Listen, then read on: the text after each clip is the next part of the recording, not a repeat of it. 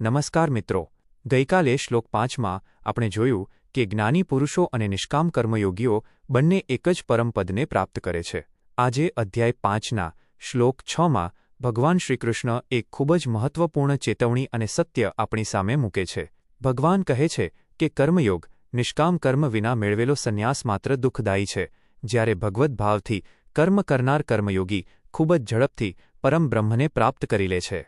શું તમે ક્યારેય વિચાર્યું છે કે માત્ર જવાબદારીઓથી ભાગી જવાથી મનને શાંતિ મળી જાય? શ્રીકૃષ્ણ આજે સ્પષ્ટ શબ્દોમાં કહે છે, ના, મનની શુદ્ધિ અને કર્મ કર્યા વગર માત્ર બહારથી કામ છોડી દેવું એ દુઃખનું કારણ બને છે. પરંતુ જે વ્યક્તિ પોતાના કર્તવ્યો નિષ્ઠાથી બજાવે છે તે ખૂબ સરળતાથી પરમ શાંતિ પામે છે. ચાલો આ ગહન સંદેશને સમજીએ. 2. શ્લોક અને સરળ અર્થ. સંન્યાસસ્તુ મહાબાહો દુઃખમાપ્તુ મયોગતઃ યોગયુક્તો મુનિર્બ્રહ્મ નચિરેણાધિગચ્છતિ. 6 અર્થ. હે મહાબાહો અર્જુન, નિષ્કામ કર્મયોગ વિના કર્મ સંન્યાસ, કર્મોનો ત્યાગ પ્રાપ્ત કરવો અત્યંત દુઃખદાયી છે. પરંતુ મન ઇન્દ્રિયો પર વિજય મેળવનાર અને કર્મયોગથી યુક્ત થયેલો મુનિ, ચિંતનશીલ મનુષ્ય ખૂબ જ ઝડપથી પરમ બ્રહ્મને પ્રાપ્ત કરી લે છે. પ્રશ્નો અને જવાબ. 1. આજના શ્લોક અનુસાર નિષ્કામ કર્મયોગ વગર મેળવેલો સંન્યાસ કેવો નીવડે છે? જવાબ: અત્યંત દુઃખદાયી. 2. કર્મયોગથી યુક્ત થયેલો મુનિ કોને ખૂબ જ ઝડપથી પ્રાપ્ત કરી લે છે? જવાબ: પરમ બ્રહ્મ, ઈશ્વરને. 3. નચિરેણ શબ્દનો આ શ્લોકમાં શો અર્થ થાય છે? જવાબ: ખૂબ જ ઝડપથી અથવા વિના વિલંબે. 4. શ્લોકમાં ભગવાન શ્રીકૃષ્ણ અર્જુનને કયા નામે સંબોધે છે? જવાબ: મહાબાહો. 5. આ દિવ્ય શ્લોક શ્રીમદ્ ભગવદ્ ગીતાના કયા અધ્યાયનો છે? જવાબ: 5મા અધ્યાયનો, કર્મ સંન્યાસ યોગ. 6. મનની શાંતિ અને ઈશ્વર પ્રાપ્તિ માટે માત્ર કામ છોડી દેવું શા માટે પૂરતું નથી? જવાબ: કારણ કે મનની શુદ્ધિ વગરનો ત્યાગ કેવળ દુઃખ આપે છે.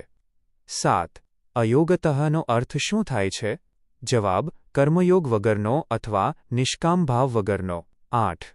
કર્મયોગી મનુષ્ય કેવી રીતે સંન્યાસી કરતાં વહેલો પરમપદ પામે છે? જવાબ: કારણ કે તે કર્મ દ્વારા પોતાના મન અને ઇન્દ્રિયોને શુદ્ધ કરી લે છે. 9. યોગયુક્તો મુનિહનો અર્થ શું થાય છે? જવાબ: કર્મયોગમાં સ્થિર થયેલો ચિંતનશીલ મનુષ્ય. 10. આ શ્લોક આપણને કયો મુખ્ય બોધ આપે છે? જવાબ: કર્તવ્યથી ભાગવાને બદલે નિષ્કામ ભાવે કર્મ કરીને ચિત્તશુદ્ધિ કરવાનો. 4. જીવનનો ઉદ્દેશ. આજના શ્લોકમાં ભગવાન શ્રીકૃષ્ણ આપણને માનવ જીવનની એક અત્યંત વ્યવહારિક અને ગંભીર વ્યાખ્યા આપે છે. સામાન્ય રીતે જ્યારે માણસ પોતાના કામકાજ, પરિવાર કે જવાબદારીઓથી કંટાળી જાય છે, ત્યારે તેના મનમાં એવો વિચાર આવે છે કે આ બધું છોડીને ક્યાંક દૂર ભાગી જાઉં તો શાંતિ મળી જશે.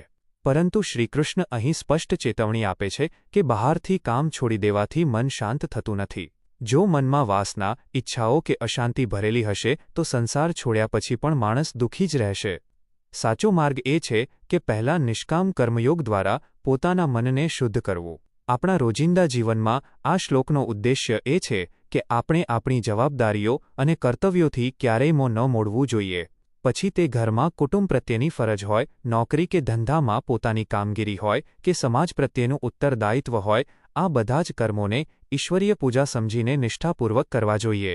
જ્યારે તમે પરિણામ કે સ્વાર્થની ચિંતા છોડીને સેવાભાવથી કામ કરો છો, ત્યારે તમારું મન આપોઆપ પવિત્ર અને અહંકારમુક્ત બને છે. તેથી જીવનનો સાચો ઉદ્દેશ્ય સંસાર કે કામનો ત્યાગ કરવાનો નથી, પણ કર્મો કરતી વખતે મનમાં રહેલા સ્વાર્થ, ક્રોધ અને અપેક્ષાઓનો ત્યાગ કરવાનો છે. જ્યારે તમે કર્મયોગના આ રસ્તે ચાલશો ત્યારે તમને જીવનમાં વગર કોઈ માનસિક તણાવે પરમ શાંતિ, સ્થિરતા અને ઈશ્વરની અનુભૂતિ ખૂબ જ સહજતાથી પ્રાપ્ત થશે. 5.